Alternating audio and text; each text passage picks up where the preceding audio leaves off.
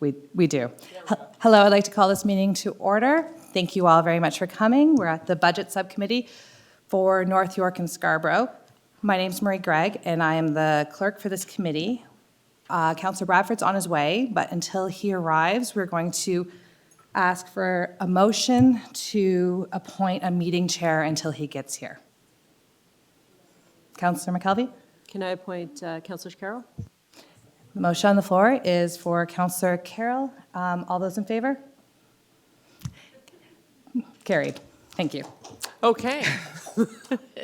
Councillor Carroll, if you'd like to take the seat. Thank you. Okay, so I'll call the meeting to order. I'm perfectly prepared to hand it back over to the Vice Chair of the Budget Committee, Councillor Bradford, when he gets here. But we do have quorum, so I'd like to call, this is a meeting of the Budget Subcommittee for Scarborough and North York Civic Centre, and consultations are now in order. This meeting is one of a series of meetings that are happening across the city to hear public deputations on the 2020 capital and operating budgets.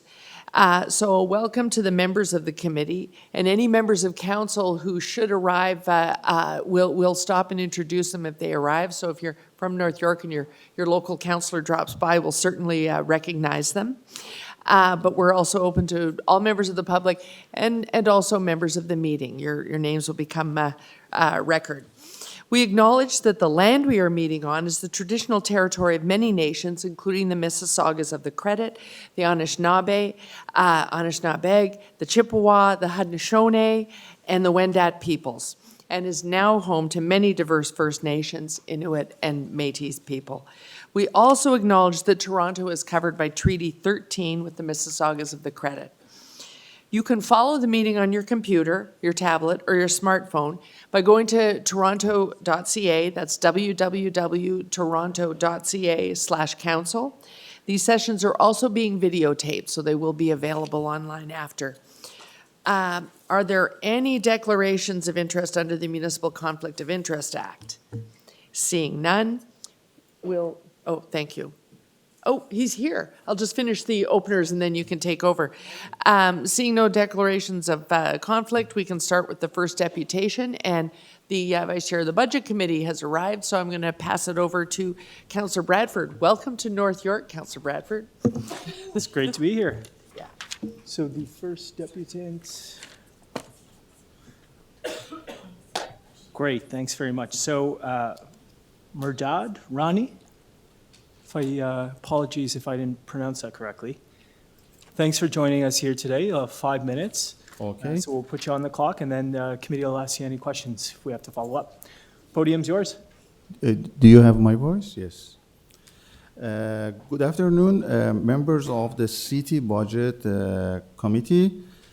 I'm here because I believe all of us responsible for sharing our experiences and new ideas to improve our city. As we know, Toronto is one of the best Canadian cities to live in. I will speak to you today about ideas to create an even better city. I have traveled a lot for business and observed big cities that really work, London, Paris, and the entire country of Germany, as well as Shenzhen, have all done very well at building subways and transit systems that work well. Toronto should try to do something similar. My daughter is traveling from our home at Shepherd and Young to the University of Toronto Scarborough campus by car. She would like to take the TTC, but it takes 3 times as long. Toronto should build a subway to the University of Toronto Scarborough campus. Then people like her can travel more quickly without car. Gas taxes could help support the building of more subways. It is better to take public transportation than to drive a car. This will also help the problem of bad traffic jam. The city can put money towards these projects. I observed that Toronto needs more revenue to build a better city. I urge you to adopt a vacant home tax and an extra tax on luxury homes. Homeowners who don't use their building or condominium are wealthy. They can afford to pay more taxes. They see the home as an investment. Luxury home owners need to pay more. This way, we could indirectly support low-income people who need some financial help buying a home. I noticed in London, England, that the city did a lot of marketing to attract rich people like Arab people to move there. London has been considered a financial center. Bringing rich people to live and bank in London was a good idea. With Brexit, more Arab people or rich people will be looking for a new home. Toronto should do more to attract this community. We are a financial center in Canada. I'm sure everybody knows Canada as a very stable country compared to many others. Many people around the world are interested in coming here to live or make investment, and they are ready to pay more and more for it.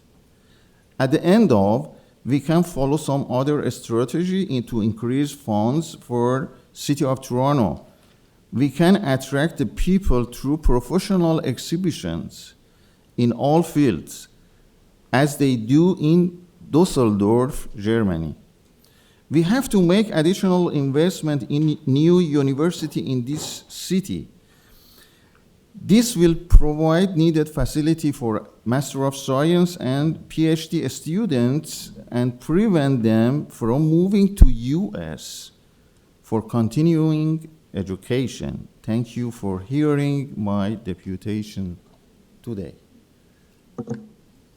Thanks very much, Mardad. Do we have any questions from the committee? Councillor Carroll.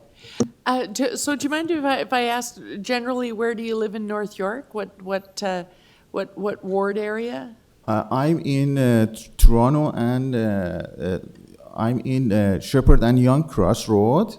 Five Shepherd building, yes. Okay, so there's a lot of confusion around that. We actually are looking at the issue of a luxury home tax, but there's a lot of confusion about it because what we're looking at is in the context of the land transfer tax. So only when you're buying and selling. We're not currently looking at a luxury home tax as in taxing more on the property tax side, because we actually can't do that without provincial cooperation.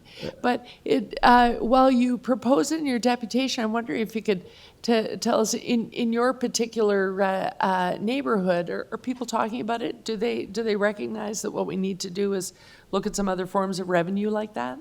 Yes. They do. Okay. First of all, I want to point to land, first of all, and luxury houses. And the second, even I'm talking about the luxury condo.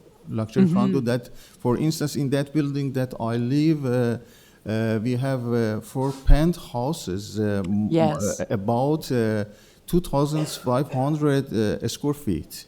This is the luxury. This is not the minimum for live. That it is affordable for them to pay more tax, I think, and nothing happened to them. Yes, some of those are changing hands at $5 million now, which we never thought would happen. Yes, that's right. That's right. Okay, thank you. You are welcome. Okay, thanks very much for the deputation, Mardad. Up next, we have Alan McCartney. And before Alan comes down, I would just, if it's okay with my colleagues here, like to move a motion that just states that we want everyone to register prior to 3:30, at which point we'll cut off the registrations, just because we have a lot of speakers on the list and we want to work through that by 5 o'clock. So if I can make that motion, Councillor Carroll and Councillor McKelvey, if that's okay, we'll pass that. Okay, very good. Thank you. So we have Alan, followed by Millian Kung and Joe Borowick. Alan, you have 5 minutes. Thanks very much for joining us today.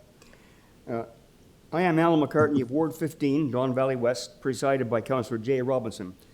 I extend my appreciation to the Budget Committee for the opportunity to speak today. The City of Toronto is now faced with a new reality that its destiny resides in the hands of an aggressive provincial government that uses unilateral means to manage the affairs of a municipality. Toronto City Council in 2018 voted overwhelmingly in favor to oppose the takeover of the subway component of the TDC. Following the announcement by the province to seize control of Toronto's subway system, Toronto Council committed an about-face under the direction of John Tory for the purpose of entering into negotiations.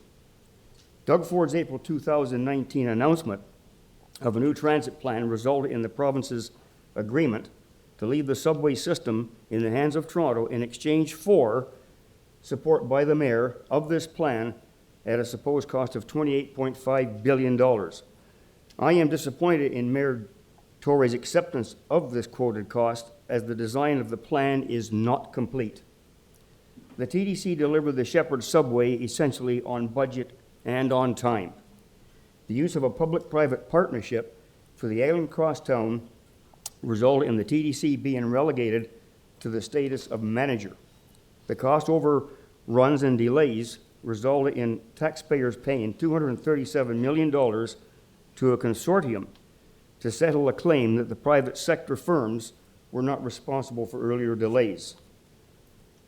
The nonprofit organization Social Planning Toronto recently released a report that supports the case for Toronto Council to use revenue tools by three measures: increase the municipal land transfer tax on luxury homes, introduce a vacant home tax, and reintroduce the vehicle registration tax.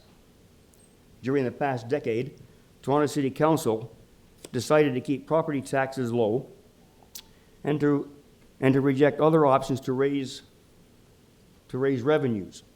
As a result, Toronto has not invested in essential areas such as sufficient affordable housing to aid homelessness, improve public transit. This would address climate change, improve access to high quality and affordable childcare, address pedestrian and cyclist safety, invest in critical public services that communities depend on.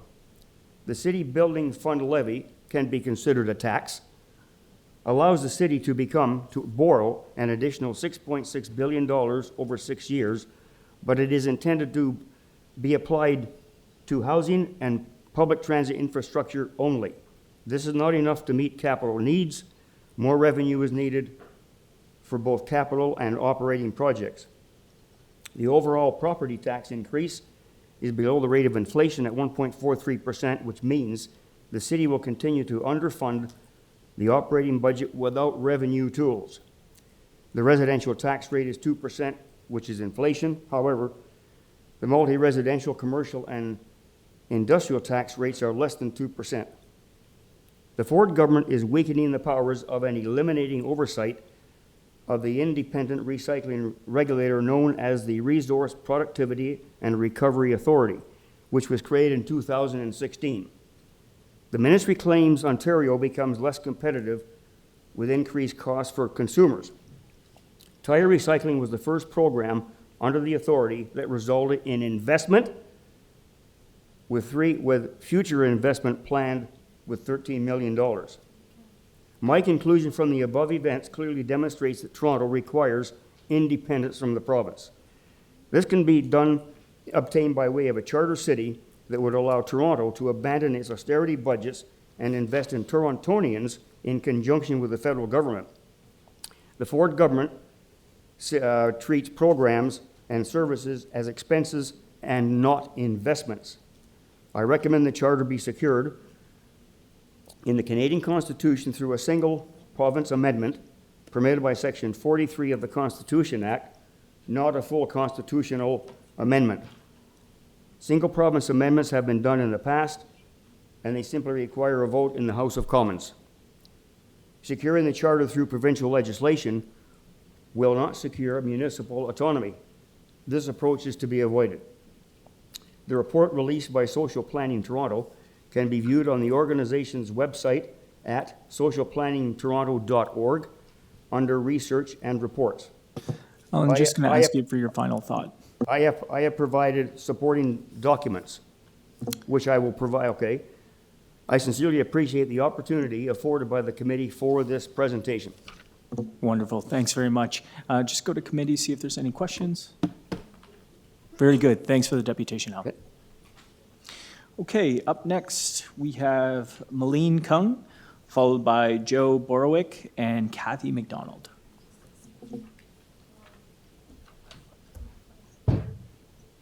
Malene, you're going to have 5 minutes, and I'll turn it over to you. Great. Good afternoon, councillors. I'd like to start by thanking you for hearing me and for your ongoing support of the arts. My name is Millian Kung, and I'm on the Board of Directors for the North York Arts, as well as President of the North York Visual Artists and a member of the Potter's Studio, a 50-member arts cooperative in the Thorncliffe Park area. I'm sure you heard these expressions before. Music soothes the savage beast. Dance is a hidden language of the soul. A picture is worth 1,000 words. The pen is mightier than the sword. What do they say about the arts? The arts create a myriad of emotions, from wonder, calmness, elation, empowerment, and many others. The arts let us express our emotions. They break down barriers that transcend race, language, and culture. They allow us to express our fears, wants, needs, and joy. Much of what makes life worth living is that aspect of feelings. We are all social beings. Interpersonal relationships are important and necessary for our survival. The arts bring people together through shared experiences, which in turn create healthy humanness. They offer many socially acceptable ways of expressing negative feelings, energetic behavior, and they provide a means for more positive expression. In 2016, the North York Visual Artists were involved in Cultural Hotspot. We connected with youth in the Bathurst and Finch area, where together we created art using glass, clay, and acrylics.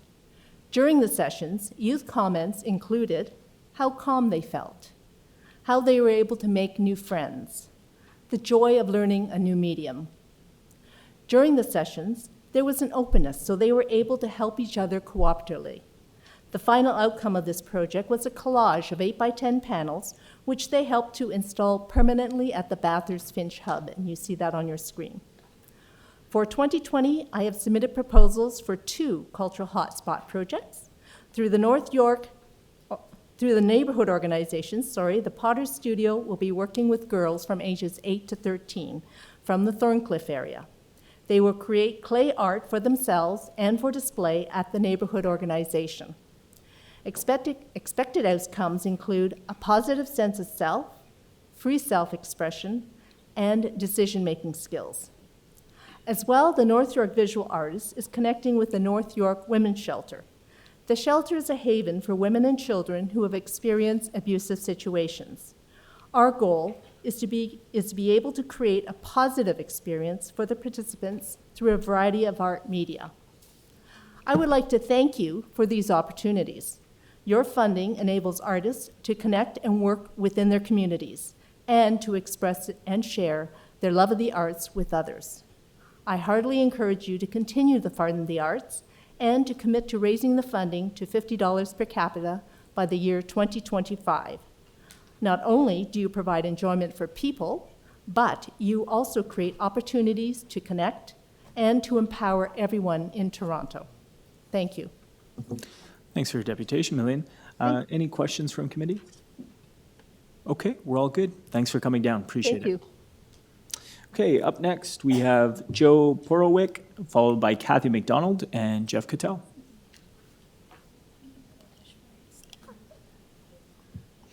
Okay, Joe, you have 5 minutes, and podium's yours. Thank you, Mr. Chairman and members of the committee. As you heard, I am Joe Borowick, and I'm chair of the board of North York Arts. I want to thank you this afternoon for this chance to speak to you about the arts in North York and Toronto, and for your support of the arts community. North York Arts is one of the city's 6 local art service organizations, the LASSOs. We were created to address the needs and interests of artists, arts organizations, and residents in North York by providing arts and culture programming and services outside the downtown core. We work with city councilors, the city's culture division, artists, arts groups, and local businesses, and with our sister LASSOs to meet a citywide mandate to implement the city's culture plan. We provide marketing and promotion support for arts events and programming and professional development programs for local artists to help build their capacity. We build public awareness of the vibrancy of arts activities and facilitate partnerships among arts groups throughout Toronto. And we work with organizations that serve diverse newcomers, youth, and seniors in the community. A few highlights since 2011. We have had over 229,000 community members attend and participate in various programs and events and workshops. 13,481 hours of volunteer engagement. 1,040 artists and performers contracted to showcase their work at local community events. 243 programs, events, and workshops produced, including citywide initiatives. North York Arts has plans for the next phase of growth. This year, we will be revising our strategic plan to help us work towards enhancing and deepening our arts programming in all 6 wards of North York, supporting and paying more local artists, hosting more community events at satellite venues, and providing increased art services to the neighborhood improvement areas. The social, economic, and city building benefits of the arts sector are vital to the City of Toronto. However, over the last few years, North York Arts has heard from many newcomer artists, emerging artists, cultural leaders, and residents who've expressed concerns about continuing their practice in Toronto. They've highlighted the cost of living in Toronto, the precarious work options due to limited funds for arts organizations, and the lack of affordable living, working, and studio space, and the barriers to accessing arts programming in the city. The Toronto Arts Foundation's 2019 Arts Stats Report includes a note that over 80% of Toronto artists and arts professionals believe they cannot make a living in our city, and they're thinking of leaving. There's still more collaboration, support, and investment to be done to ensure that the city delivers on its 2020 to 2024 strategic priorities for cultural investment, including culture for all, increasing opportunities for all Toronto residents to participate in local cultural activities, space for culture, to maintain and create new accessible and affordable spaces for artists, and developing creative talent to strengthen Toronto's cultural workforce and increase diversity within the sector. As part of the discussion of Arts Day at the City last November, the Friends of the Arts Network asked that the City Council continue to invest in the arts and increase its investment by $2.5 million in 2020 to help support these goals. We hope that City Council will continue to be champions for increased investment in the arts and to help create a vibrant, livable, and equitable city. Thank you very much for your time and for your support. Thanks very much, Joe. I think we have questions for you from Councillor Carroll. Hello. Hi. Long time no see. So last night in the Scarborough deputations, we heard from Scarborough Arts. Derek Spooner was there. And he was talking about how the overall, the core admin envelope for the LASSOs has a slight cost of living increase, but that what would really help make a big difference this year is if there were 250,000 that the LASSOs could sit down and figure out between them where those funds would go, that would work. Is that a conversation that North York Arts has been a part of? Yes. It is. May I introduce Lila Kareem, who's North York Arts' Executive Director. Yeah. Sorry, I might be sorry to interject here, but yes, I had a conversation, and actually, Derek is going to be sending kind of a retraction on that number because it wasn't in line with the group business plan that we presented to council back in 2018. So that's actually a low target overall for the entire portfolio. Yeah, that's what I was wondering. I thought, did you mean each? Because I thought 250 between you would really be, you could buy some extra crepe paper for a few events and you'd be done. I mean, the portfolio based on 2019 is around 1.8 million, but as per our target for the Group Lasso business plan, we're hoping at this time, or in 2020, we would be at 2.5 million for the portfolio. And you were hoping that that would be in the 2020 budget. Appears not to be. They've just gone with the same thing as the community partnership grants, just sort of an across the board, on the low side of cost of living. That's it. Is there any conversation going on between the Lassos and finance and arts about how we would, if we're pushing it out a year, usually we get a proposal of can't do it this year, but, and there doesn't appear to be a note in any of the binders that explains what the plan is if we don't fund it this year. Right, okay, well, that's a good point, because we have presented our Group Lasso plan to ECDEV, so we could send that to the Budget Committee, because we've actually have projections for 2018 to 2022 with respect to financials and what our needs are per Lasso to serve the community in terms of the arts and cost of living and all that. We did kind of a whole financial breakdown on Yeah. the front. And then that aligns with the larger conversation with Friends of the Arts with respect to the 2.5 million overall. So we recognize that across the board, the arts, we need further investment. Thank you for, reaching our one key goal, but we need to continue on that trajectory. So I could gladly send an update to the Budget Committee if that's helpful. So that would be a good idea, because presumably what will happen, as always happens, if there's an ask like this, for instance, in this case, a lot of this is centered, a lot of the admin work is centered in Councillor Fillion's area. So he might show up with a motion. We might have motions popping up from Etobicoke, to know what the plan is and Okay. what was proposed, so that we can have a multi-year outlook. Because a big theme of this budget is to finally do that multi-year outlook. So if it's not this year, but it is X, it'd be a good idea if we knew it as well. Well, Councillor, we would appreciate that multi-year outlook in terms of the support for the arts. As you know, we work together in all our sister organizations. Our friends from the Toronto Arts Council are here and from the Toronto Arts Foundation. But that's very helpful, because I think that's, multi-year and really looking at the investment in the arts from a long, like not year to year to year, but like a 4-year term perspective would be wonderful. Right. Okay, fantastic. Thank you. Thanks, Joe. Good to see you. Ma'am, could I just get you to state your name for the record, just for our clerks? Yes, Lila Cream, I'm the Executive Director of North York Arts. Wonderful. Thank you both for the deputation. Appreciate it. And I'd just like to acknowledge John Tory. Mayor Tory has joined us here. He was with us last night in Scarborough and is making his way around the city for budget deputations, listening to feedback. Thank you very much, Mr. Mayor, for being here today. Okay. So our next deputation will be Cathy McDonald from Fonterra, followed by Jeff Cattell and Jay Scott. Yes, good afternoon. I'm Cathy McDonald and Jeff is here. We would like to do kind of two-part deputation with Jeff starting and myself following.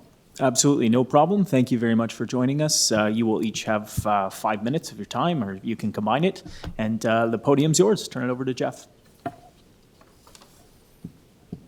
Thank you, Councillor Bradford and Councillors Carroll and McKelvey, for this opportunity to speak to the Budget Subcommittee today. We make this presentation on behalf of the Federation of North Toronto Resident Associations, Fonterra, which is an umbrella organisation of over 30 resident associations in North Toronto and North York. However, as you recognise, the budget only came out 10 days ago, so our remarks are preliminary, as we've been unable to have wider discussion with our members. So we will submit a formal submission to Budget Committee subsequently. Our comments are divided into two main parts. Firstly, directed to city planning, the resources devoted for planning and development of our city, and secondarily related to broader city expenditures and revenues from a broader standpoint as residents with an active interest and concern for the well-being of the city. First of all, the demands on city planning and our support for area-based planning studies. Fonterra understands the importance of a vital and active planning function to the long-term health of our city. Conducting proactive planning activities such as avenue studies, secondary plans, zoning bylaw updates, heritage conservation district studies, and neighborhood-specific design guidelines are very important, vitally important, yet the waiting lists for such studies are long. I'll just give an example. We'll be at the Planning and Housing Committee tomorrow with looking at the work program. But if you can see this is just looking at the ones on hold, the ones that were authorized, approved, not funded yet, basically on hold, nothing's happening. And they've been many, and ones in North York include Lawrence Park and Leaside. These things have been sitting around, and meanwhile, then the neighborhoods are struggling to maintain the character because we're not moving ahead on heritage. So there are real negatives from not moving and investing in these kinds of studies. And as you well know, the province's legislative changes, Bill 108, Bill 138, will incredibly disrupt the city planning's agenda in ways that at this point we're not even fully aware, because we haven't even seen the final regulations. Supposedly they're coming out in July. But this is an extremely difficult time for the city, and we appreciate city planning, and we're certainly working, but the things are beyond our ability to obviously to deal with. Meeting the compressed processing deadlines, which we understand are coming, for regular applications and preparing for hearings following an increased number of planning appeals, which is also likely, will inevitably put huge pressure on citywide area planning. The development of secondary plans that take into account transportation and other required infrastructure needs to take into account, along with parkland, schools, social service requirements, heritage, zoning reviews, neighborhood-specific guidelines. These are all critical. It's important to get ahead of the individual development applications. We're in a much better position when we have completed plans. As for example, we moved ahead in Midtown, 405, and downtown, 406, despite the province's flouting of the city council's wishes. At least we have something in place. While the 2020 staff recommended budget includes small staffing and capital increases for certain studies, the division still lacks the resources to develop and update any but the most critical plans. Planning for the future, for the population and the job growth that is expected, will suffer. And the lack of updated plans with clear population targets and densities and development guidelines necessarily means that too many planning decisions will be left to be determined on an ad hoc basis by the local planning appeal tribunal. We're very concerned about the impact of the provincial changes and the impact on the public, which probably largely don't understand these changes and how they're going to impact on the city. They're not as visible as childcare changes or and educational changes. We understand, for example, that a preliminary report may no longer be issued in advance of a community consultation meeting. And so we're basically just going to be less information, less factual, objective, professional-based information is going to be available to the public when they come to that meeting. And that's a serious implication, in our opinion. So we recommend that City Council provide funds to allow for more planning studies to be undertaken, despite the disruption caused by provincial legislative changes.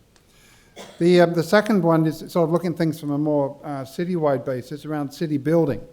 We're all for city building. That's a great term, but several plans and policies have been developed and approved by City Council in the previous term and in the current term to respond to important issues that reflect real needs of Toronto as a caring and forward-thinking community.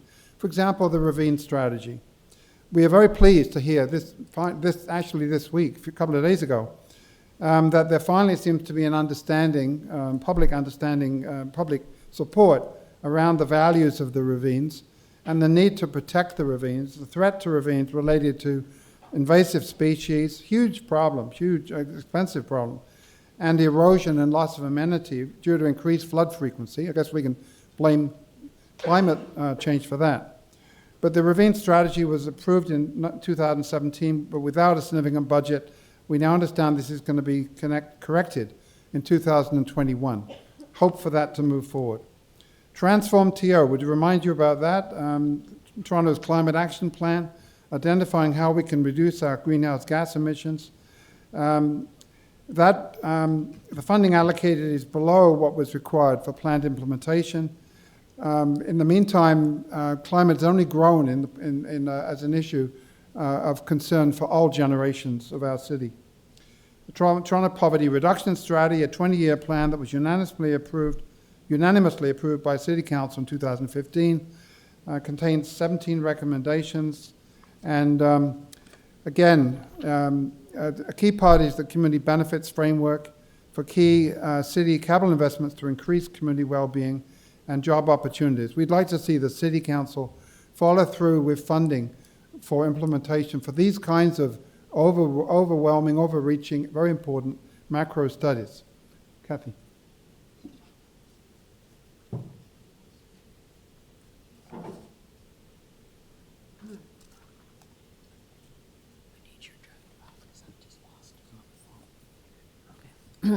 Yes, thank you very much for the opportunity to continue with Fonterra's comments. I want to address a couple of issues that relate more to revenue building to deal with the demands of our growing city. We recognize the programs need to be funded and funds have to be responsibly sourced. We remain concerned about the need to address the long-term finances of the city and concerned with the senses that this city certainly has a serious revenue problem. And we're relieved that the city's finally moving forward with a long-term strategy, not continuing the old approach of borrowing from the capital side to fund operating. We also believe that the revenue measure should be assessed not just from a financial perspective, but for the ease of their ease of their administration, but also for their contribution to city building. Two measures we believe represent such revenue sources that support responsible city building are the idea of the revenue tax and water runoff charge and the vacancy tax. And Councillor Carroll, you explained before why a vacancy tax would be difficult at this time, but certainly increased land transfer tax would be an option. Okay. Oh, I'm sorry. That's sort of how I heard it. And the runoff charge, water runoff charge penalizes those with large areas of impervious paving, such as parking lots. And I also wanted to raise another sort of revenue source issue, and that's the question about assessments on main streets. As we see across the city, our main streets suffering because of increasing assessments, and we are losing the kind of retail that we need on our main streets, and that this we need to look at changes to our assessment system to address these issues and also to deal with the revenue issues that are related to that. So, okay. Thanks very much for the deputation. I think you're going to have some questions. Over to Councillor Carroll.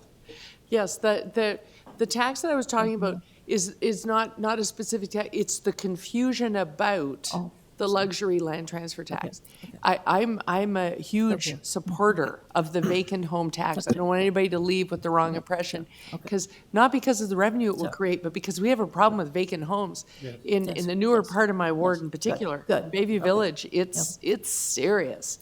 We need it now to solve a problem. I don't care if it doesn't even make much money. I just need it. But there's confusion, and this is the question that I want to get at. There is confusion because I'm also receiving calls. When we talk about the luxury home tax, people think we're talking about property tax.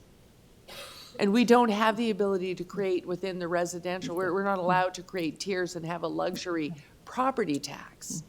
it's land transfer tax. So I'm wondering if Fonterra is out there having the conversation so that people are clear that we're talking about when you're buying and selling and not your property tax month in and month out. Is that information sharing and education going on so that we're all advocating for the same thing? Yeah, we'll make sure that it is.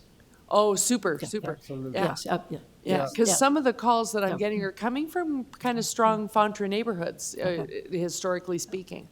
Yeah, yeah. Yep, well, we have a meeting tonight, so we'll be raising it. Fantastic, to just make sure that people, I think that the challenge has come when we abbreviated talking about it, we call it the luxury home tax. If you're not really paying attention, that sounds like, oh, wait a minute, you know, I bought this home for 69,000, but it isn't a luxury neighborhood, now what? Yeah, so we got to make that clear, yeah. That'd be fantastic. So you're not sure if it's clear, but you're going to make sure of it tonight. I wanted to ask about the backlog when you were talking about HCDs and avenue studies. When we look at the list, it's all over the city. This is not a case of Fonterra advocating for it because it's our HCD in our neighborhood of some particular repairs. It's the overall practice of doing this across the city that they're concerned about? Yes. Okay. Yeah, okay. I just extracted from the material going to PHC tomorrow, the work program plan. There are literally hundreds of studies that, and only, some percentage of them, 60% of them are moving forward. A lot of them are just on hold. And so why is this? I don't know. Is it staffing? Is it budget? Is it, part of it is the staff are so extended, going to the LPAT, going to T-Lab and so on, fighting fires, dealing with development applications, and this is only going to get worse. So we're in a real struggle in city planning, and we need to give them support. Okay, thank you. Yeah. Thanks very much. I have a couple questions as well. Appreciate the comments. With city planning, we are in limbo very much, waiting for the regs to drop on 108 and seeing particularly how that's going to impact our ability on Section 37 and 42. I had questions and comments for parks at one of our budget committees just on trying to anticipate what the impact's going to be, particularly with securing parkland. They are proceeding right now as there will be no adverse impact, neutrality right now. Obviously, we can't necessarily bank on that, but we're kind of in this holding pattern. I thought it'd be interesting to get Fonterra's perspective on another conversation that's been taking place, particularly this part of the city, around road occupancy. Road occupancy around construction sites. And so this is something that we've talked a lot about. And the city classifies it, as you're aware, D all the way to AA, and there's a premium on those AA streets where it's perceived that the impact is greater. Some of it, and so D, you're looking at about $39 a square meter, and AA, it jumps all the way up to 105 or so. The criticism is that, or the thought is, perhaps too much of our streets are categorized as D. And perhaps actually there's more value there. I was wondering if you had any thoughts on that with respect to additional revenue for the impact of road occupancy and how the city needs to look at that going forward in light of all the pressure, particularly as it moves outside the core. The other thing to keep in mind, I think, is that many of these projects that are much larger outside of the core have a bigger road occupancy impact in terms of the frontage of the sites and the fact that they're going to be there longer. And I don't think that's really reflected in our pricing scheme right now.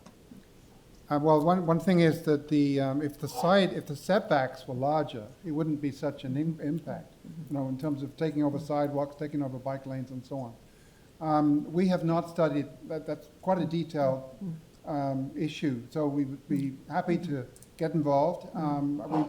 We haven't been involved. It's an issue that's come up in the last couple of weeks in terms of the public agenda. So happy to get involved and absolutely agree that we hopefully we get better setbacks, but in addition maybe revenues. I don't think the thing should be revenue driven, however. Like it really is a public space issue, right? That's right. I'd like to chat with you a little bit offline about that then. Sure. Okay, thanks very much. Thanks for the deputation. Appreciate your time. Thank you. Okay, very good. Up next, we have Jay Scott, followed by Isabel Mazzata, and Derek Moran.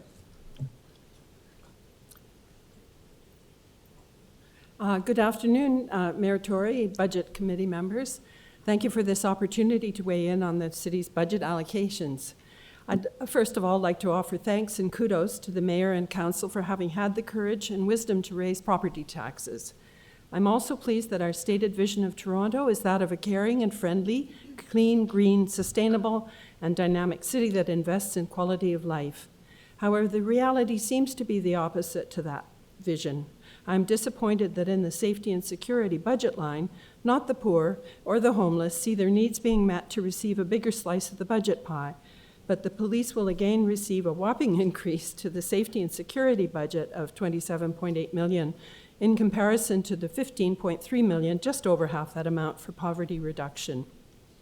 In a previous deputation, I mentioned my concern that the additional $30 million in last year's police budget might go to target people on the street. That appears to have been the case. According to the Toronto Star, 31,000 anti-panhandling tickets have been handed out. If the process for each incident took half an hour, that's 15,500 police officer hours at whatever rate they're being paid, and 15,500 policing hours lost on addressing greater crimes elsewhere. That's just not a good use of expensive personnel or our tax dollars, in my opinion. The TTC seems to be headed in this militarized direction as well, with the addition of bulletproof vested personnel whose aim must be to fill targets in order to pay for this additional service to the residents of Toronto. In fact, a headline from another Toronto Star article reads, TTC officers have collected more than 40,000 records on riders who weren't charged with an offense. There has been a call to suspend fare inspection funding in 2020 because of charges of excessive zeal and even racism. I hope this is the case because, once again, that's just not a good use of expensive personnel or my tax dollars, in my opinion. If we review all budget items through a climate lens and want to assure safety and security for all city residents, the extra millions to policing and TTC fare inspections would have been better spent on a greater allocation to Transform TO, initiatives such as accelerated housing refits to reduce emissions. That said, Transform TO needs greater investment than set out initially. The original targets were based on an older climate reality. Today's climate crisis shows that these goals no longer match our current situation. So the extra millions to the aforementioned policing, TTC fare inspections, and refurbishing the Gardner at over 40% of the transportation budget would have been better spent on climate mitigation. The past year has shown an awful acceleration of climate disasters. In fact, in order to shoulder the burden and offset what is happening elsewhere, Toronto may have to implement car-free days, as other jurisdictions have done. As another vital arm of climate mitigation, there is an urgent need to ramp up transportation goals by extending the Bloor-Danforth bike lanes and TTC ridership and service by increasing operations funding, purchasing urgently needed buses and streetcars, funding a bolder transit priority plan with more rapid transit bus routes, immediately funding the full fare pass and holding fares to current levels, and finally providing free transit on extreme weather alert days and for people receiving social assistance or not, as the case may be. Another way to stop a way in which to stop the drain on waste management budget would be to ban all forms of single-use plastics. The unconscionable levels of this material in our lakes and oceans have terrible consequences on all aquatic life. If the city is worried about doing this, then immediately mandate that every single plastic item, no matter how small, costs $1 per item as a fee that would be collected by merchants, and that at least 75% of that charge be returned to eligible city recipients to offset the cost to deal with the waste that plastic creates. I was shocked to read in a Metro article last fall about the dumping of mixed recyclables to landfill. Maybe it's time to create incentives such as depots that offer cash for returned recyclables. That would help to eliminate the need for such large and pollution-producing landfills, and the city would save on other collection and recycling costs. The declaration of a climate emergency was a laudable first step in finding solutions to the climate crisis. Now we need to make the identified solutions an immediate reality. Thanks again for the opportunity to speak today. Thanks for your deputation, Jay. We have some questions from committee. I'll turn it over to Councillor Carroll. Yeah, there have been quite a few articles recently about the fact that a lot of recyclables are ending up in landfills. There's a bit of confusion, though. Our percentages are better because of the mixed-use sorter that we have. So our numbers are slightly better than the most popular podcasts out there. But I ask you this. If those are concerns and we need to move to a charge like that, more behavior modification than we're already doing, let's say, is there enough conversation going on out there in the community, in your view? I ask because I have the sense that when our garbage was in Michigan, we all talked about garbage all day long. A lot of behavior changed in a big way then. We've gotten away from talking about it in the broader sense. Are you working with a group that is trying to generate the Well, I'm a conversation? member of Stop Plastics, so there's Yeah. one indication. Yeah. And Climate Fast and supporter of Transform TO. And I also wonder whether, we could be more aggressive about sorting so it doesn't all go into one bin at the end of the day when it's picked up on the street, that residential sorting should take place as it has in other jurisdictions where paper, Yeah. metal, glass, plastic have their own receptacles and are picked up accordingly. It would certainly help, I think, Right. with the sorting at the other end. So while we might not be able to look at some of the remedies, they're very interesting. To look at them now, because the solid waste budget is largely already adopted, is tricky for us. But if we were to look at that more aggressively at the city, in Vancouver they have zero waste day once a year. Rent a big hotel ballroom, have a big media event, and get the conversation going again. If we were doing that, are organizations like yours willing to work with us through the year? So that if we Absolutely. did want to implement these, we'd be ready by the end of the year in another budget exercise? We'd be delighted if we were asked to participate. Thank you very Okay, much. okay. Councillor Carroll. Get in touch. Okay, thank you. Thank you. Thanks for coming down Thank today, you. Jay. Appreciate it. Up next, we have Isabel Mazzotta, followed by Derek Moran and Amy O'Neill.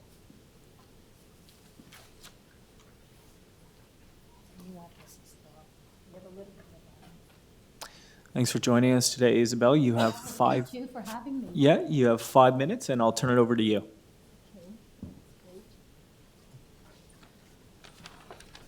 From a 3-year-old child that starts scribbling, when you give him, her a piece of paper and a pencil, to a secretary that works in an office and doodles, this is all art.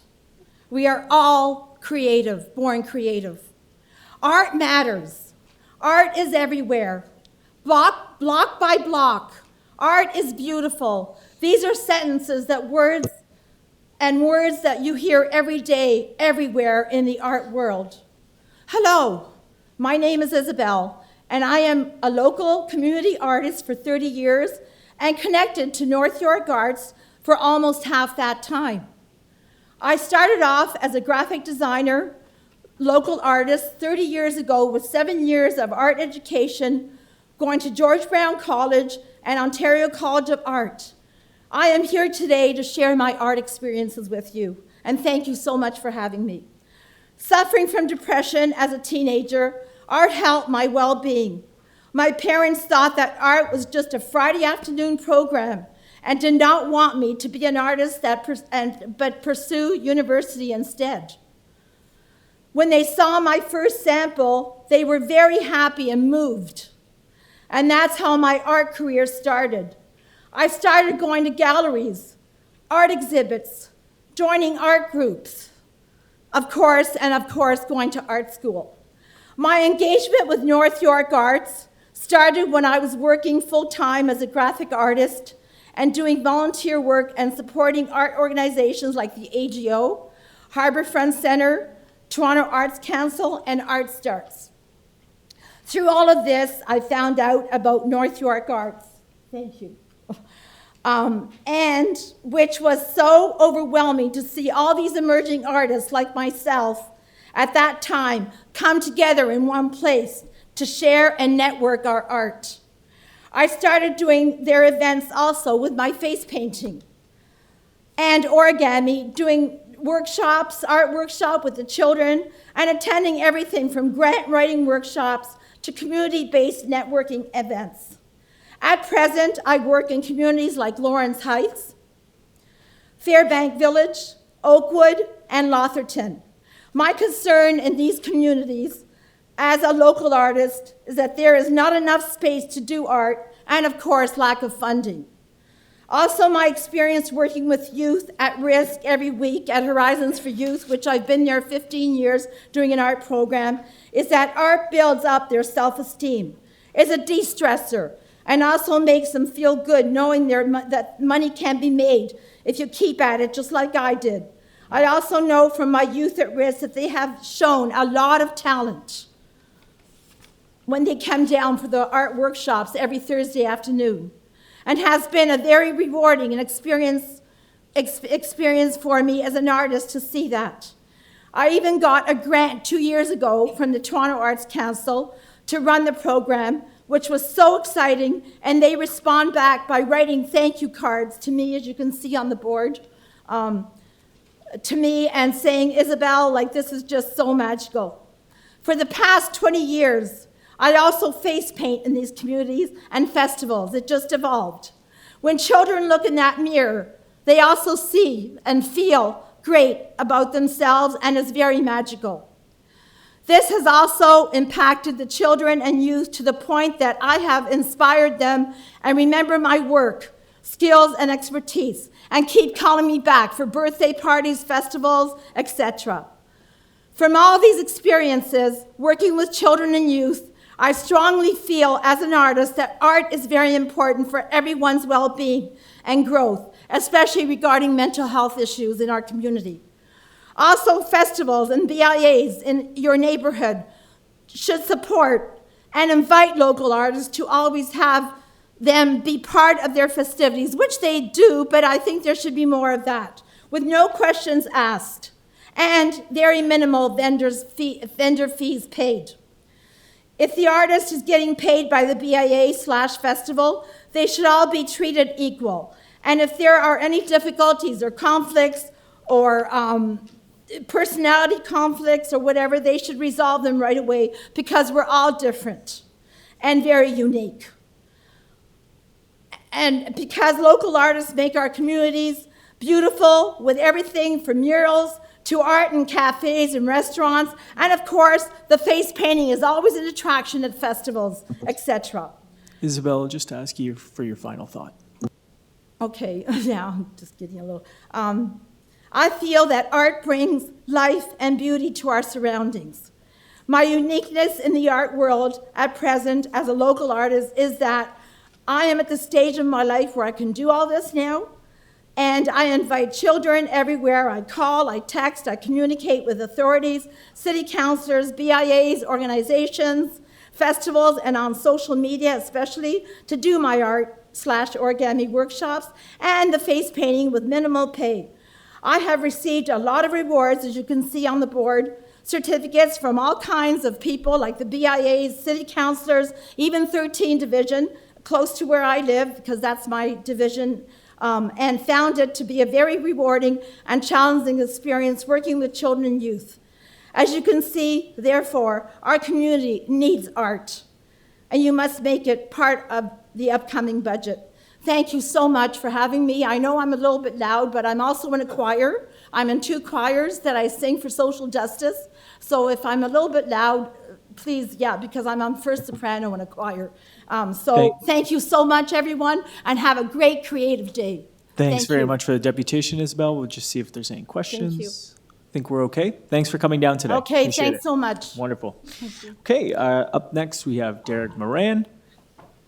Thanks for joining us today, Derek. You will have 5 minutes, and I'll turn it over to you. Councillor Perks had a motion recently at Special Governance Committee.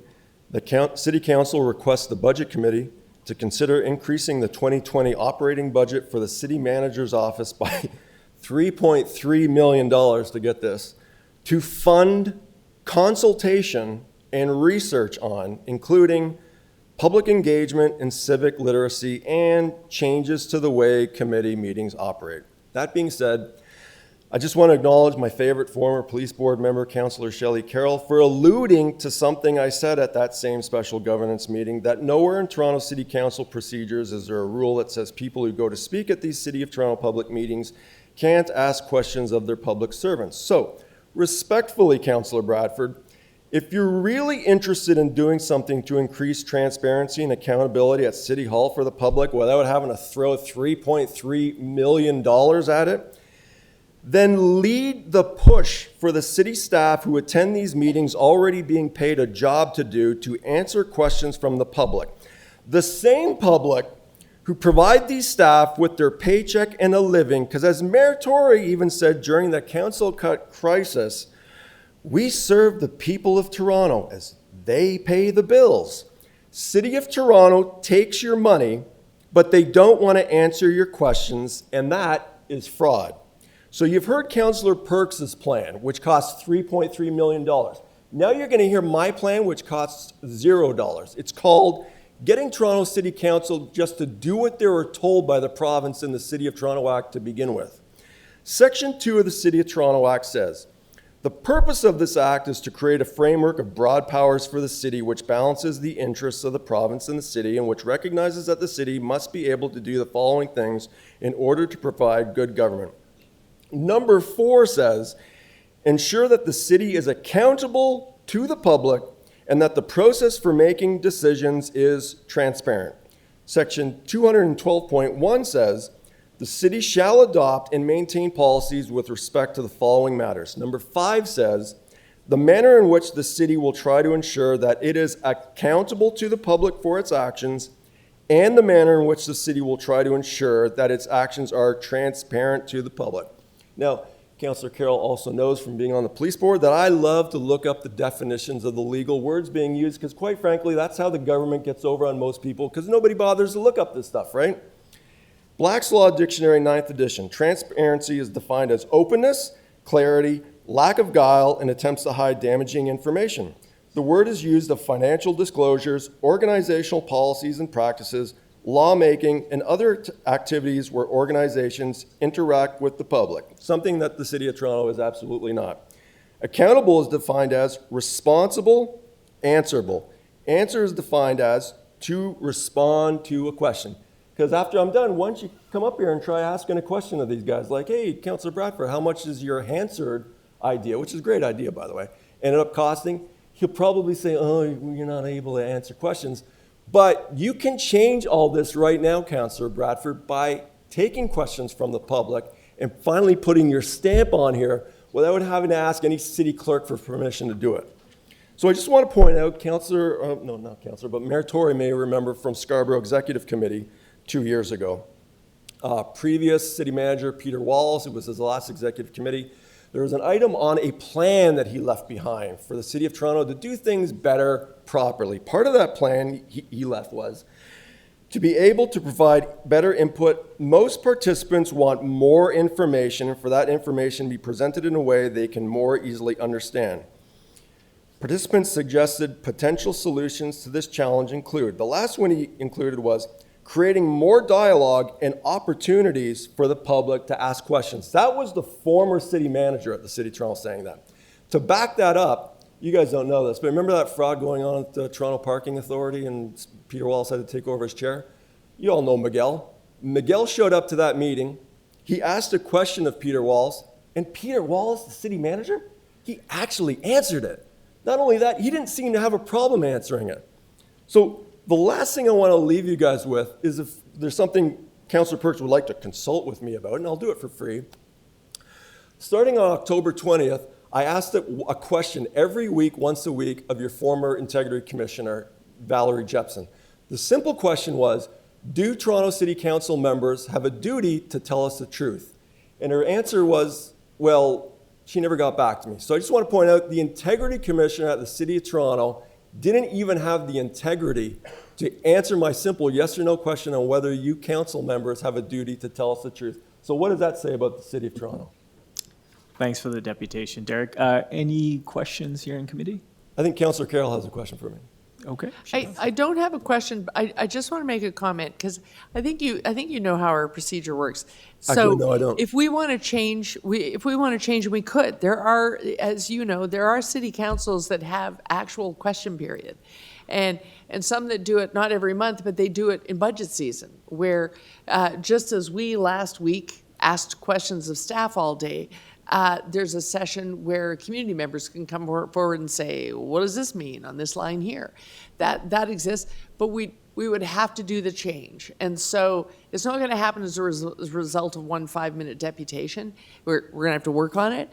But I just wanted to make a comment, as we do sometimes take points of personal privilege on behalf of staff when they're not in a position to answer. It should be noted that there are plenty of times when they would love to answer a question. They would love to be called back to the floor to answer a question, because they hear us going in directions, and they'd love to put the facts on the table as we go in a different direction with the motion. But we're at a point in what is our current procedural bylaw where they can't come back to the floor.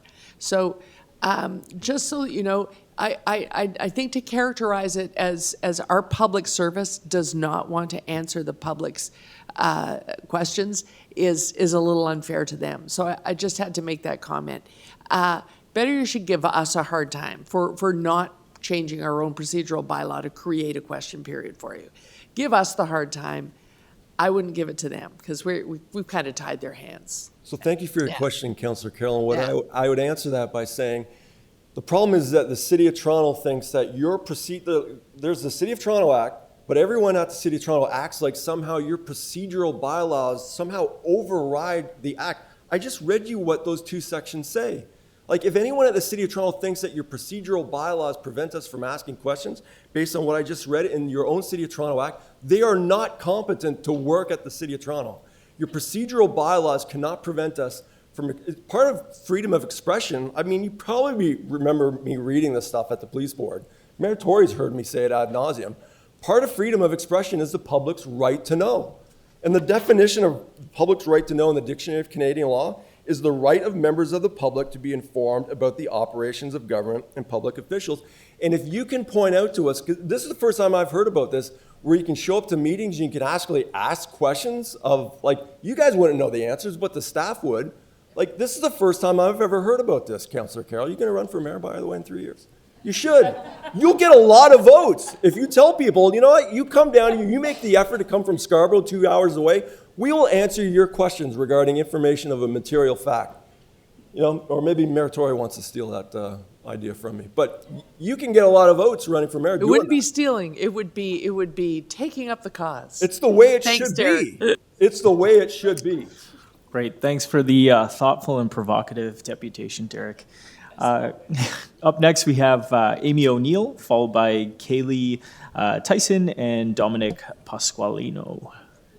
So good afternoon, councillors and Mayor Tory. Thank you for the opportunity to speak today. My name is Amy O'Neill, and I'm the Director of Childcare at Treetop Children's Centre, a nonprofit, community-based licensed childcare in North Toronto. I'm here today to speak to the Budget Committee in the capacity as a professional, registered early childhood educator, and first and foremost, as a mother. So childcare is a very, very personal issue to me. I can speak unequivocally that I would not be here today in this position as an advocate for childcare and as a director of a large licensed childcare center if I was not fortunate and, in my opinion, quite privileged that 15 years ago I was able to receive a subsidy for my young children. To be quite honest with you, on a personal level, I don't know what would have happened to them or myself had I not received that subsidy. I perhaps would have had to go on to Ontario Works, or I would have had to leave the city. Anyone that lives in Toronto in 2020 knows that licensed childcare is extremely costly for all parents in the city, whether you have a subsidy or not. A recent study showed that 75% of families in Toronto find licensed childcare unaffordable. So I'm here today to speak to the fact that the city's 10-year capital plan that included provincial and city dollars to expand childcare spaces, and in particular expand the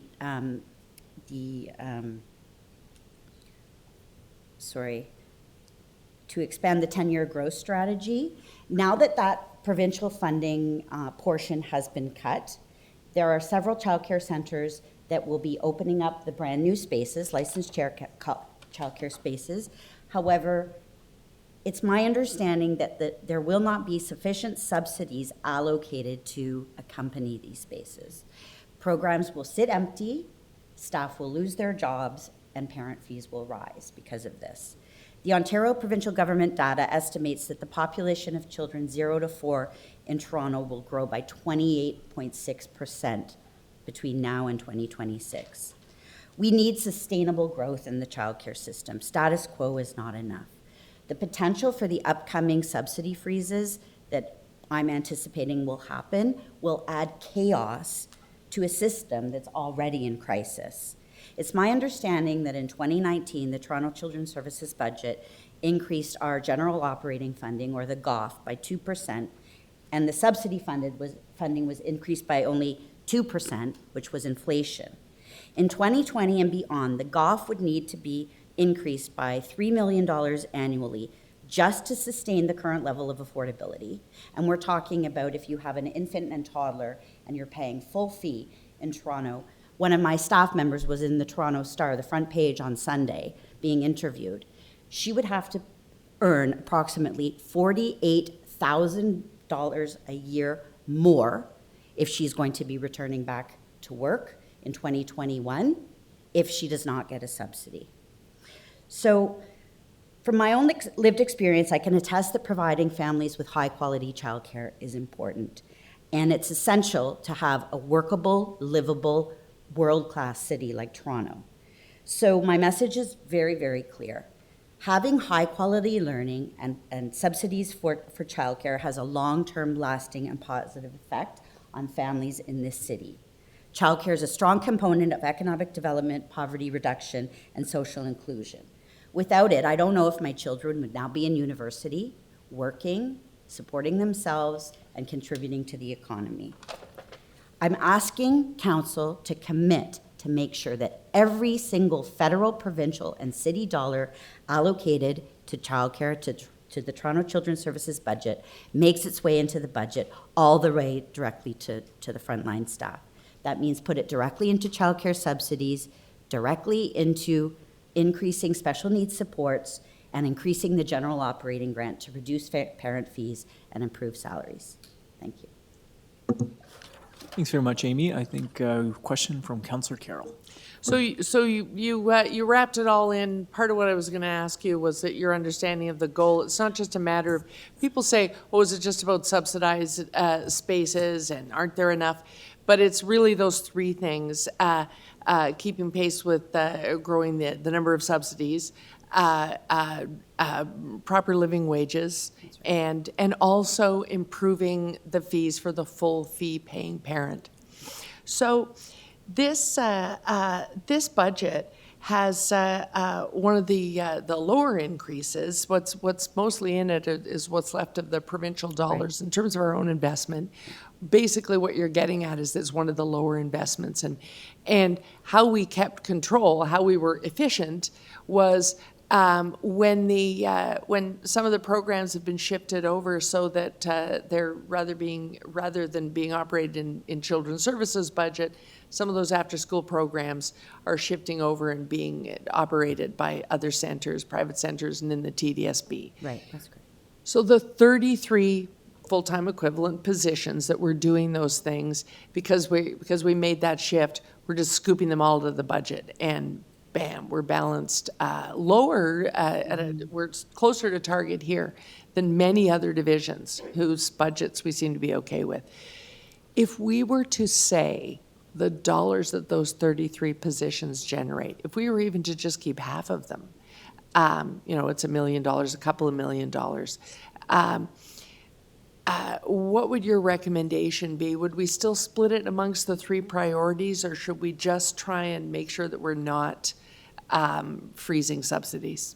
In my opinion, and based on my experience in the sector, in the GTA, freezing subsidies will create chaos like it did a few years ago in the September, I think it was. That really affects all the other affected things. the sector long-term effects. It meant that we had to close rooms, parents couldn't get in, children couldn't transfer from one program to the next because there was no room to move up. Yeah. I would say that the subsidy freeze would create havoc in a system that's already in crisis. So in the same way that having the freeze would have a ripple effect of bad things, if we were to take some of those dollars that scooping out 33 positions did, if we were to put some of them back in, just applying them to subsidies has a positive ripple-on effect in all the other parts Applying of the them to operation. subsidies and applying them to the general operating. Yeah. Because with the general operating, we can keep our fees reasonably. I mean, we're still looking at, in my Yeah. center alone, $1,200 for a full fee preschool space. And I have parents begging and crying to get that full fee space, even at that cost. I mean, it's two children in a center like Treetop, we're talking $3,500 a month. And the begging and crying is the not space. just the subsidized moms, Right. but we're now talking begging and crying full fee paying moms. That's right. That's right. And that is more than their mortgage and or rent in a quite affluent neighborhood. Right, right. Okay. So it's a crisis. So. Thank you. You put it in layperson's terms. We had Councillor Davis visit us last night in Scarborough. Will you just put it in real layperson terms for us? Thank you. Thank you. Thanks very much, Amy. Up next, we have Kaylee Tyson, followed by Dominic Pasqualino and Reverend Andrea Budgie. So you have 5 minutes, and I will turn it over to you. Hi, I'm Kaylee Thiessen, and I'm a researcher at Unifor. I'm here today representing my organization, as well as speaking as a Toronto resident and regular TTC rider. Dominic, who's up next, is also representing the union in Thunder Bay, so I think we should save questions for when both of us are here together, if that's okay. Great. So late last fall, Mayor Tory was on Metro Morning with Matt Galloway, and at the 7-minute mark in the interview, he stated, "We need streetcars now, now." That was the second time in 2 years that the urgent need for streetcars and additional streetcars has been brought to the attention of City Council and the public, aside from every day the people who are riding streetcars being very crowded on those streetcars.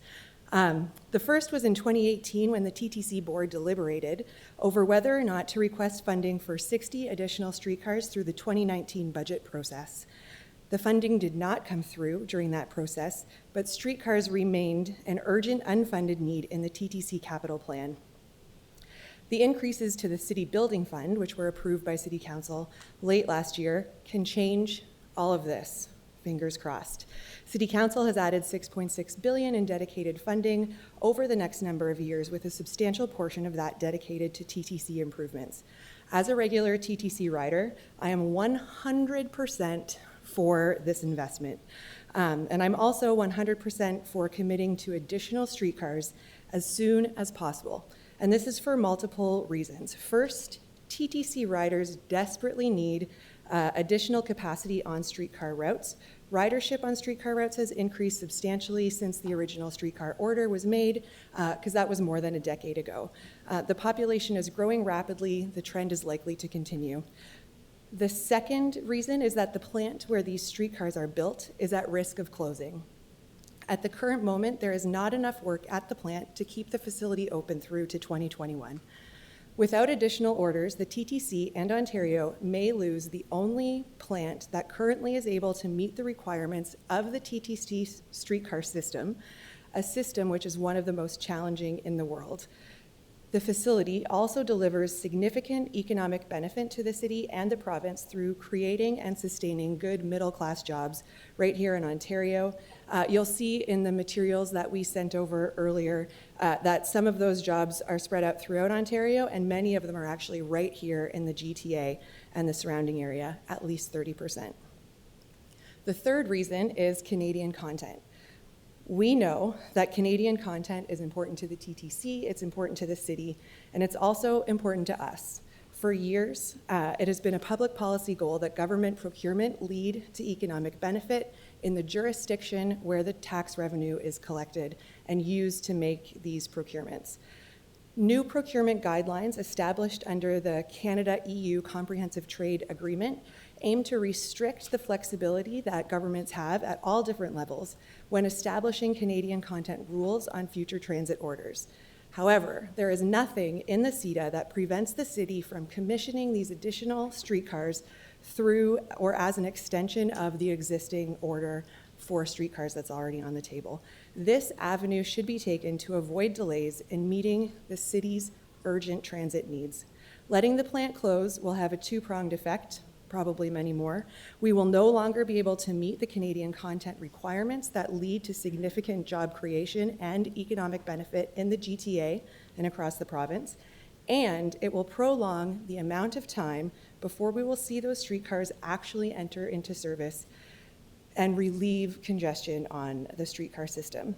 In the most recent 10-year outlook and 5-year plan from the TTC, the board has outlined purchasing additional streetcars beginning in 2022. The TTC and city need to order these streetcars a lot sooner, 2020, 2021, in order to ensure the needs of streetcar TTC riders are met as soon as possible, and to ensure that we can meet those dual policy goals of ensuring Canadian content and meeting the stringent requirements of Toronto's streetcar network. As Mayor John Tory says, we need those streetcars now, we need them now, and I will add, not later. Thank you very much. Thanks very much, Kaylee. So you're going to stand by and we'll have Dominic come down and give his deputation, and then if we have any questions, we can address them to both of you. Okay, Dominic, over to you. You have 5 minutes. Yep, thank you. Thank you very much for this opportunity to speak to you. My name is Dominic Pasqualino, and I'm President Unifor Local 1075. That's the Bombardier plant in Thunder Bay, where we build the subway cars, the street cars, and the GO trains that are all over the city. The Thunder Bay plant has a long history of generation after generation providing highly skilled labor for manufacturing of these cars. For example, I've worked at the plant every decade since 1976. My father has worked in the plant from 1951 until he retired in 1989. My grandmother worked in it shortly after the war, and even my daughter had worked at the plant. This isn't unusual for the plant. The plant's improvements in the last 3 years that I've seen have been unprecedented in my history in working at the plant. The members have worked very, very hard to ensure that the December 2019 deadline for the LRB streetcars were met. We almost did it. We were about 2 weeks late. Dedication of the Thunder Bay plant is unprecedented. I've never seen this in all the years I've worked there. For the past 3 years, my members have gone to Mexico and to Kingston to support other Bombardier workers who just weren't getting it right, to make sure that they've been doing a good job, and it's solved a lot of the problems that we've had. And they're building world-class streetcars, the ones that you need here in Toronto. I personally work very, very hard to ensure that the labor relationship between the company and the union is strong and that we're working together as a team. As a result, the company and the union share best practices between the both of us. Ideas from the shop floor now flow up to the required management level, and shop workers respectfully work with the management for the best outcome. When required to work overtime or do other things to help this cars be built, our uniform members have stepped up to the task, and the results speak for themselves. We have a world-class Bombardier Academy that effectively now transmits knowledge from one generation to the next. There's no other school that teaches workers how to build these latest trains. In today's world, the passenger rail cars are essentially a rolling computer. Building in Canada makes sense. Benefits of keeping the production in the province are 10 times that of building out of province, and that I got from the CEDC. The LRB supply chain has benefited $140 million to Canadian suppliers, of which 70% is in Ontario and 30% in the GTA area. It is the largest private sector employer in Thunder Bay as well. Reordering from Bombardier would ensure the fastest delivery time. By buying from us, all the rolling stock would be consistent, so you'd save money on parts inventory, and training new operators wouldn't be required, or training the new repair personnel. So keeping the same product is certainly the way to go. And now, with Bombardier very eager to produce these cars, I find that you're going to get, in my mind, you're going to get the best price of anybody in the world. Our Thunder Bay plant has been delivering high-quality rail products throughout the decades. Our Rocket subway cars have one of the highest reliability ratings in North America and much of the world. This is especially important now, as you can see some other places like Ottawa who are having serious problems with their products. The products that we built have been proven, and when issues come up, Bombardier has been responsible to repair them. All I'm asking you here today is that you help us build cars for you. I know that we can build them the best, and we can build them the fastest. It's a win-win situation, and I know that you'll get them for the best price.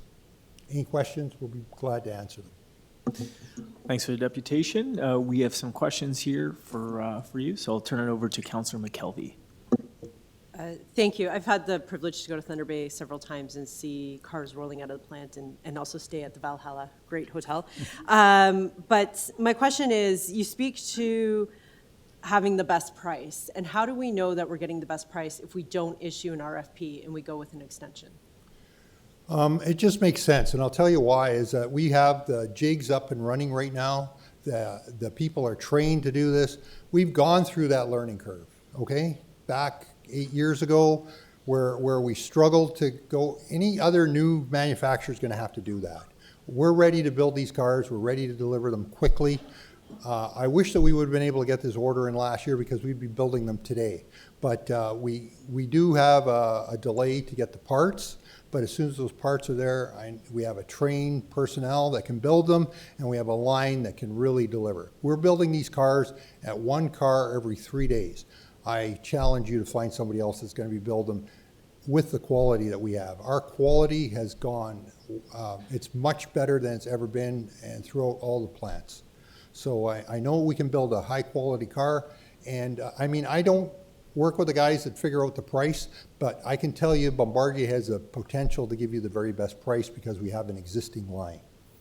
Correct, but if we don't issue an RFP and look at what competitors have, we may not have the quantitative data to show that. I can't see how a competitor can even touch that. I really can't. I mean, I work on the line all the time. What is the status of your discussions also with both the province and the federal government as a greater economic development? Okay, so we've had discussions with both the federal government and the provincial government. They all seem to say, well, there's a lot of finger pointing going on, which I mean, you all know. They're saying, oh, the province is saying the federal money has got to come from them, and the province says it goes both ways. But at the end of the day, I think this is where Toronto has to stand up, say, look, we've got the money, we've got our house in order, and I think that the funds are there. Doug Ford has said that he's got billions of dollars. His comment to me when I went to see him in May 13th this year is, I have enough work to keep Bombardier working so everybody in there can retire. Well, that really hasn't happened because I've got 450 people just from my union that are laid off, and another 100 that are basically from management, and the other office union does engineering. So I mean, these guys are all willing to come back, but if you wait another year or another year and a half from now, these guys are going to get other jobs, and we're going to lose that skill set, and that's my concern. And as you speak to then that skill set, you know, youth unemployment in my community is at 16%. So do you see that there is opportunity for hires or training programs that would be, like, how can you help serve Toronto as well through this procurement? Well, like I say, the Canadian content, it allows like 30% of this is from the GTA. That's from the CEDC. Those aren't my numbers. And they're saying another 70% is from Ontario. So that helps everybody, and certainly helps our people here in Thunder Bay. And the amazing thing is that we've got this, now this academy that's actually formalized the training that's been going on there for decades. But it actually goes ahead and helps the people that come in there with minimal skills, because I mean, at the end of the day, they're skilled on building things, but they're not skilled on building trains, and we have to train them to build trains.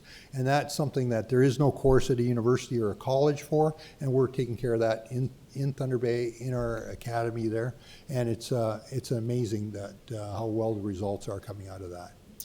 Thank you for your deputation. Can you take the snow back with you? I'm sorry? Can you take the snow back with you to Thunder Bay? Oh. I think we have questions for you from Councillor Carroll. Yeah, so way back when we first did the purchase, part of going with the Bombardier vehicle in Thunder Bay was that closer to home in the GTA, there are parts stores and trained people who are able to help us with on-site service closer to home, where there could be employees from Toronto. Do you know of those operations still being up and running, or are we just getting such a good product that's not happening? We have suppliers from the Toronto area, Yeah. and they will continue. Our issue right now about getting parts is that we will get them again from the Toronto area because they've been supplying us with great products. And the commitment was there's a bit of an employment, there was a bit of an employment program around that when we first did the purchase. Yeah. Yeah. So I mean, they've been doing that, and I mean, we've been very satisfied with the work that we've got. I mean, one of the biggest things about building these cars is that you get a relationship with the people that are supplying you parts. They have to be built on time, and they have to be built with a great amount of quality. And I can say that the parts that we've been getting from this Toronto area are great quality. Bombardier is going to want to continue that relationship with them. And like I say, if we can have a continuous order of a regular amount, I mean, that's how you get the best price, is you keep building the same thing over and over again. Right. And then you can go out and say, hey, you know, rather than, we're going to need not just 20 for 1 year, but we're going to need 200 over the next 10 years. And that's how you get a good price. Right, and if we were to start over with to do new design specs, build a new RFP, there's a cost of just doing that. Absolutely. And So- you don't know what results you're going to get. So to go back to the budget for today, you know, there are some possibilities now created by the mayor's new city building levy. But politics is the art of the possible. So we have to look at what's really possible here in competing priorities. There's a placeholder in the TTC meeting, the upcoming TTC meeting, because we sort of left it that commissioners should recommend what to do. I with watched those that meeting funds. very carefully on the computer, Yeah. so I know what you're So talking we have about. a conditional capital budget, and we're going to go somewhere. But here's the thing, we have to look at what is the art of the possible here. We have a real challenge with regards to buses in order to create, to move more people with buses and keep up with that fleet. We have a challenge in streetcars. We have a challenge with needing more of those subway cars and to do the work on our line 2. So if there's just a placeholder, so I don't know the details yet, but if it comes out that we're going to take our $4 billion of the levy and try to spread it across some of those competing priorities, if only some of it goes to streetcars, is that enough to leverage getting that line up and running and getting started, and then if the bigger order had to come later, had to grab the attention of the federal government and bring them on board, if it leverages their participation, would a smaller order than the 60 plus get that started? Would that keep people in town and keep Thunder Bay ticking along? I was really hoping that you would go the other way. I really was. I was hoping that you'd say, "Look, rather than building the 60, we'll build 100, maybe make it over a longer period of time, and then we can get some security back there." But I mean, at the end of the day, I know that I was talking to the plant manager. There was some talk about 40 new subway cars. So I don't know if he's thinking out loud. I don't even know if he's thinking about Toronto at the time. But he says, why would... He may know more than me. I Yeah. just have a placeholder here. Right. But this is what he was saying, and I like I said, I have no idea where he was talking about. But he says, you know, why would we be talking about 40? By the time you set up to build the 40, we can give him a way better price on 100 or 150 or even 200 cars. I know the last order we built 420, and then we added another 60 on there. Yeah. And I mean, I lived the struggle, okay? I know the first 50 cars were very, very difficult. If Bombardier only had to deliver those 50 cars, the price, quite frankly, would be enormous. But because you are Right. able to add another 430 cars on there, you know, that really makes a difference. We can produce them quickly. The quality is there. The bigger order is better by a long shot, and that's the way to go. Well, if I Doug's mean, talking that's about the my bigger best. order, maybe we just keep the line going so Doug can keep you all working as he promised. And that would be my dream. It really is. Yeah. I mean, these fluctuations are hard on everybody. Yeah. And at the end of the day, it just builds up the costs, you know. By having a nice even line, that's the best price that Bombardier can bid on them. And like I say, I don't do the bidding, okay? I'm just seeing this from a guy who works on the shop floor. I know that this guy's been putting in windows or installing doors, and he's been doing it for 20 years or 10 years, and this is where the guy, he's really good at it, and they're in there in and out really quickly. I get a new guy in there, and it's really, really hard. It just costs them more money. That's all I'm saying. Okay? Thank you. Thanks, Dominic. Dominic, Kaylee, thanks very much for your deputation and being with us today. Thank you. Good. Yep, thank you. Okay. So we're going to call Reverend Andrea Budgie down, followed by Neera Chopra and Richard Paquette. Thank you, members of Budget Subcommittee and Mayor Tory. I'm here as the parish priest at St. Theodore of Canterbury in Willowdale and as the chair of the Poverty Reduction Subcommittee of the Anglican Diocese of Toronto. Our diocese has more than 100 parishes in the city of Toronto, and our parishes and ministries serve thousands of marginalized people through Out of the Cold programs, drop-ins, meals, and other supports. Our parishes include members for whom poverty, housing, and food security are real and pressing concerns. So the issues we're talking about here are not abstractions for us, but very real obstacles faced by beloved and vulnerable members of our communities. For years, we've been urging the city through the budget consultation process to explore additional revenue tools to address the challenges we face to city services that help to reduce poverty and build equity in our community. We welcome the announcement that the mayor and council are prepared to raise property taxes above the rate of inflation through the City Building Fund, and we applaud this as a significant and courageous step in the right direction. But even more can and must be done if we're going to be the kind of inclusive and livable city we claim to be. Housing is deeply unaffordable, with rents having risen far higher than inflation. Almost half of tenants pay over 30% of income on shelter, and 23% are paying over half. The waiting list for social housing has ballooned in the last decade, with over 110,000 households on the list, and the list for supportive housing has more than tripled. But in the past decade, only 4,000 affordable rental units have been completed. The UN Rapporteur on Housing has warned that housing in many parts of the world has become much more a matter of creating profit for companies and developers than of creating shelter for human beings. And she speaks of Toronto as a site of particular concern. It's not surprising then that the number of people seeking shelter has increased dramatically from 5,000 a decade ago to nearly 9,000. The number of people in family shelters has tripled in that time, and the whole shelter system is massively over capacity. We know that homelessness kills. Last week at the Toronto Homeless Memorial, we marked the addition of the 1,000th name to the memorial. Some of the people we commemorated had been homeless only a short time, but it doesn't take long to become vulnerable on the street. While the city has attempted to make progress on housing through Housing Now and the new Housing Plan TO, we worry that most of these units have a limited term of affordability and really, honestly, are largely unaffordable to low-income renters in any case.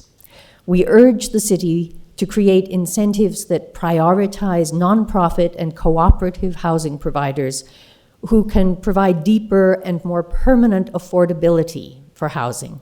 It's been amply demonstrated that providing people with secure, sustainable housing is a necessary precondition for resolving a great many other personal and social issues. Another crucial component of poverty reduction is childcare, and Toronto's childcare continues to be the most expensive and inaccessible in Canada, as Amy O'Neill was describing. In 7 of our wards, among which are some with the highest rates of child poverty in Canada, there are childcare spaces available for fewer than 30% of young children. We urge you to make the creation of subsidized childcare spaces, particularly in these wards, a planning priority. Access to reliable and affordable transit is also key to poverty reduction, but rising fares, crowding, and unpredictable schedules make transit unworkable for many. And of course, that also compromises our ability to meet our very urgent environmental goals. We're relieved to see that the first 2 phases of the Affordable Transit Pass have been rolled out, but the 3rd phase has yet to be implemented. And for those riders who don't qualify for the Affordable Pass, the cost of a monthly pass has risen precipitously in the last decade, well above the rate of inflation.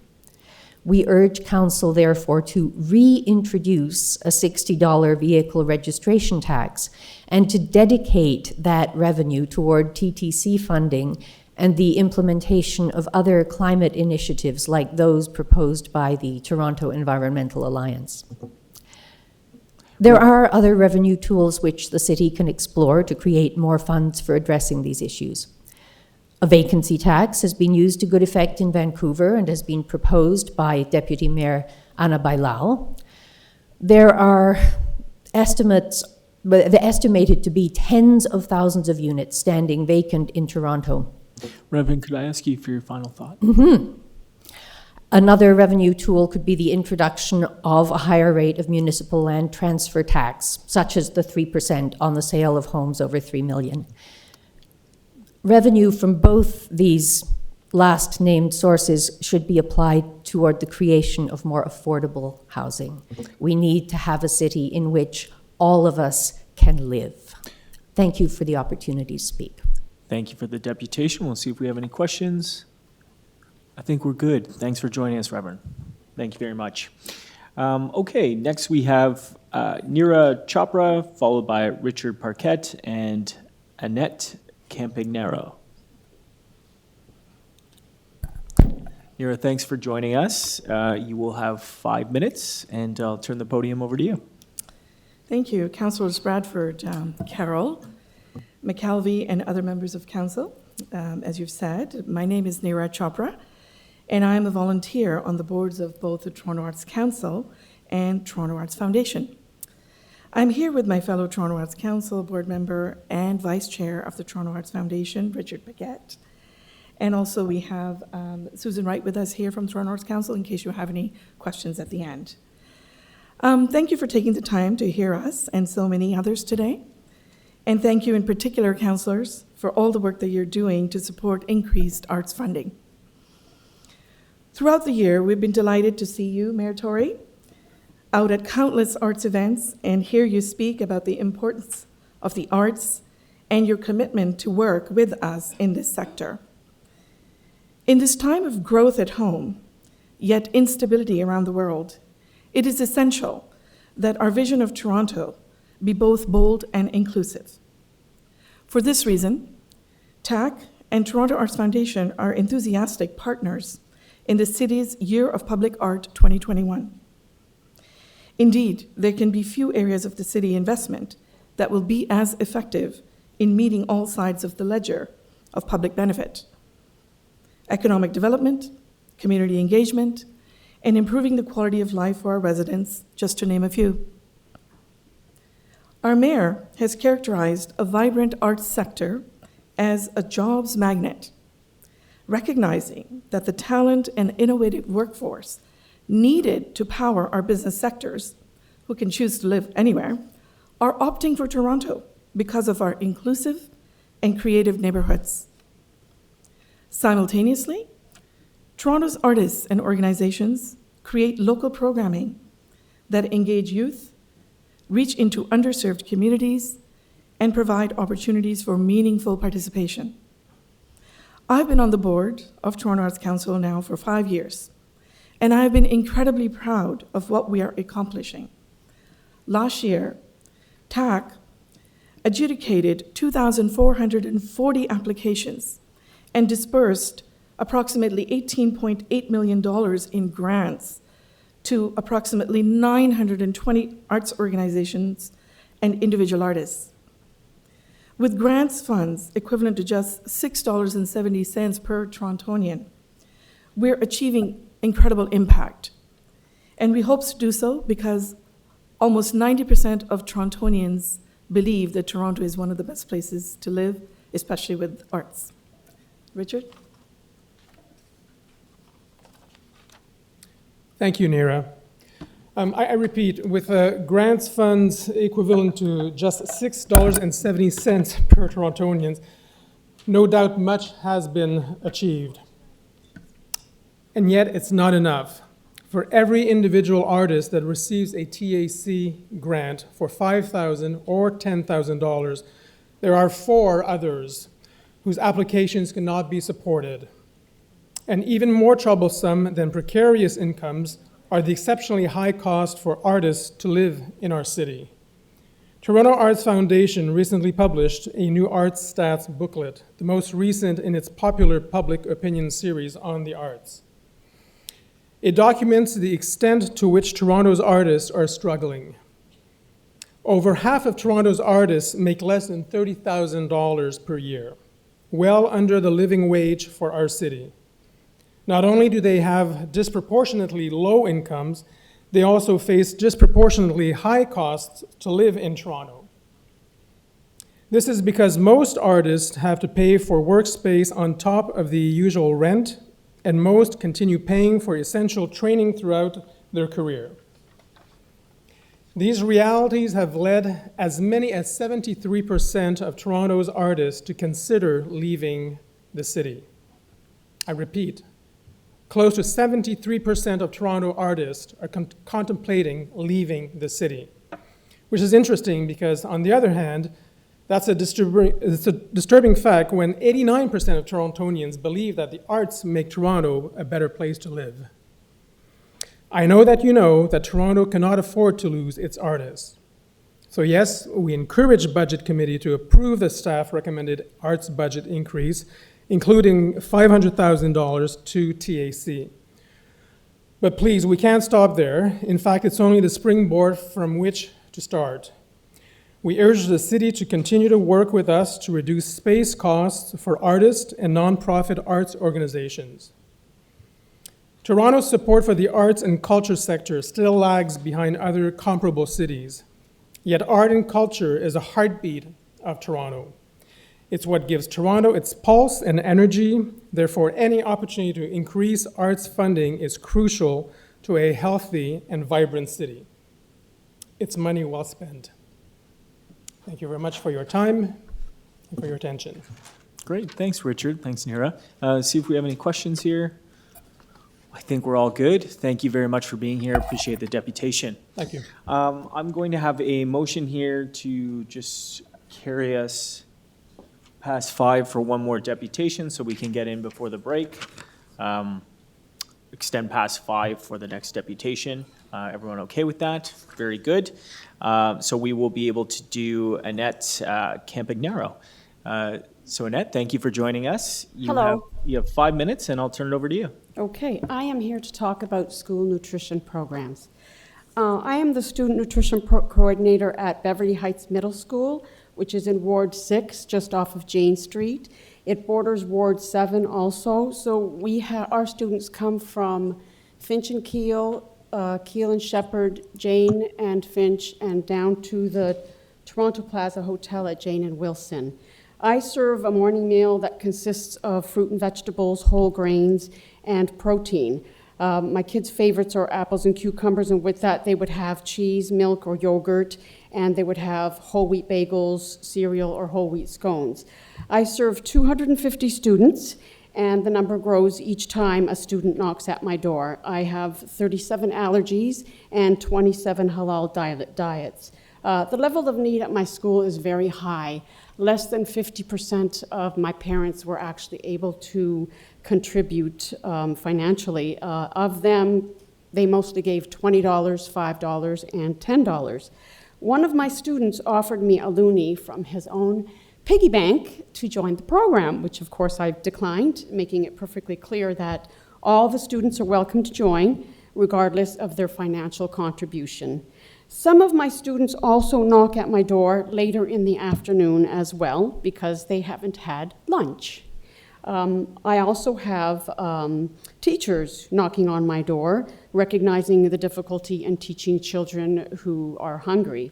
I have one little boy that every single day, comes to ask me for an apple. I'm very grateful that our government recognizes the impact that healthy food has on physical and mental health of our students and also their academic success. This is an investment that will see sizable return with the direct reduction of two of our biggest expenses, which is healthcare and the guaranteed income supplement. Without this grant, student nutrition coordinators would not have the opportunity to teach healthy habits at a younger age. Last week, a little boy came to me out in the field with his lunchbox open and crying, "How am I supposed to lose weight with this kind of food?" Because his mother had told him he was gaining too much weight. She took the sandwich out of his lunch and left a bag of chips, the biggest Twinkie I've ever seen, and a Coca-Cola for him. He knew better. So this program is a big step towards the end of the chips, cookies, and Coca-Cola lunchboxes that directly link a preventable condition like the ones that burden our healthcare systems, like diabetes and heart disease. Thanks to these programs, the lack of nutritional knowledge and its negative and costly impact stops here with this generation. When we have an opportunity to change a child's future and also reap the benefits, why wouldn't we make that happen? If you continue to give us the funding, we, the volunteers, will continue to give up our free time. Because as we all know, the famous African proverb, "It takes a village to raise a child," to be very true, and our communities need a little help providing healthier environments for these children. Besides the nutrition coordinator, I am also the outside supervisor during the lunchtime. For 1 hour every single day, I have the privilege of walking, talking, and running around with these kids. I teach them how to play tennis, I listen to their crazy ideas, and I let them show me all of their anime drawings. With everyone else seeing these kids as the Jane and Finch kids and the refugee kids, I'm grateful that, like myself, this government has the foresight to see them as the amazing little girls and little boys that, with a little support, will grow up to be Canada's next innovators, tennis stars, graphic designers, and yes, in my group, I see a lot of politicians. So hunger should never be an obstacle to a child reaching their full potential. When I first received all the thank you letters that I received from my kids, I thought it a little sad that children should feel the need to actually thank me for something as basic as food.